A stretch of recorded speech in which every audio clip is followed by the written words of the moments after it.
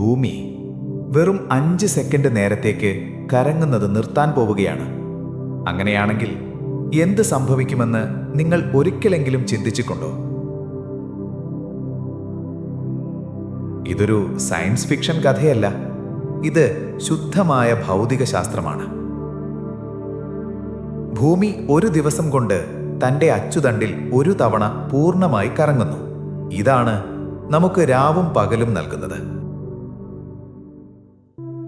ഏകദേശം 4.6 ബില്യൺ വർഷങ്ങൾക്ക് മുൻപ് ഭൂമി രൂപപ്പെട്ടപ്പോഴുണ്ടായ ഭീമാകാരമായ കൂട്ടിയിടികളാണ് ഇന്ന് ഭൂമി കറങ്ങിക്കൊണ്ടിരിക്കാൻ കാരണമായത്.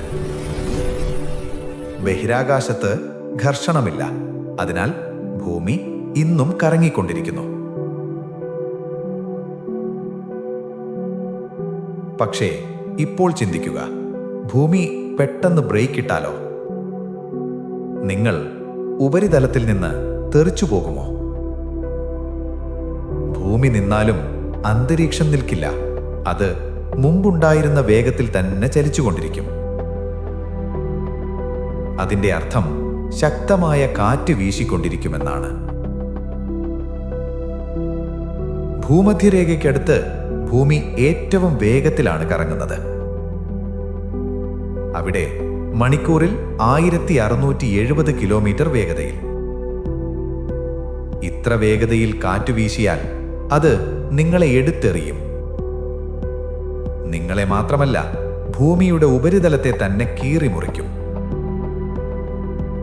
കാറുകൾ ആകാശത്തേക്ക് പറക്കും. നിങ്ങൾ തുറന്ന സ്ഥലത്തായാലും കെട്ടിടത്തിനുള്ളിലായാലും ഈ കാറ്റ് നിങ്ങളെ രക്ഷിക്കില്ല. വീടുകൾ അടിത്തറയോടെ ഇളകും. കോൺക്രീറ്റ് കെട്ടിടങ്ങൾ പോലും തകർന്നു പോകും. എങ്കിലും നിങ്ങൾ ബഹിരാകാശത്തേക്ക് തെറിച്ചു പോകില്ല. കാരണം ഭൂമിയുടെ ഗുരുത്വാകർഷണത്തിൽ നിന്ന് രക്ഷപ്പെടാൻ മണിക്കൂറിൽ 40,000 കിലോമീറ്റർ വേഗത വേണം. ന്യൂസിലൻഡിലോ ഫ്രാൻസിലോ ആണെങ്കിൽ കാറ്റിന്റെ വേഗത കുറവായിരിക്കും, ഏകദേശം 1180 കിലോമീറ്റർ പെർ അവർ. പക്ഷേ അതും ഇതുവരെയുണ്ടായിട്ടുള്ള ഏത് കൊടുങ്കാറ്റിനേക്കാളും ഭീകരമായിരിക്കും. പക്ഷേ കാറ്റു മാത്രമല്ല പ്രശ്നം. നമ്മുടെ ഭൂമി പൂർണ്ണമായും ഉരുണ്ടതല്ല. കറക്കം കാരണം ഭൂമധ്യരേഖയ്ക്കടുത്ത് അതല്പം വീർത്തിട്ടാണുള്ളത്. കറക്കം നിന്നാൽ ഭൂമി പെട്ടെന്ന് പൂർണ്ണ ഗോളാകൃതിയിലേക്ക് മാറും.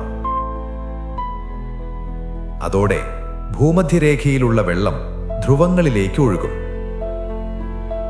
അത് ഭീമാകാരമായ സുനാമികൾക്ക് കാരണമാകും.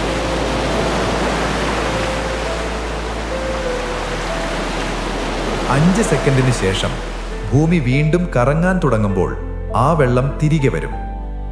അതായത് വലിയ തിരമാലകൾ എല്ലാം തകർത്തെറിഞ്ഞ് 2 തവണ ആഞ്ഞടിക്കും.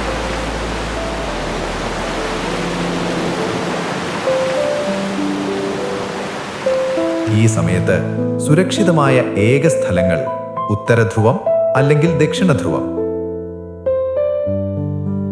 കാരണം അവിടെ കാറ്റിന്റെ ശക്തി കുറവായിരിക്കും. ഇതെല്ലാം കഴിഞ്ഞ് ഭൂമി പഴയ പോലെ കറങ്ങുമെങ്കിലും ഇവിടെ ഒന്നും ബാക്കിയുണ്ടാകില്ല.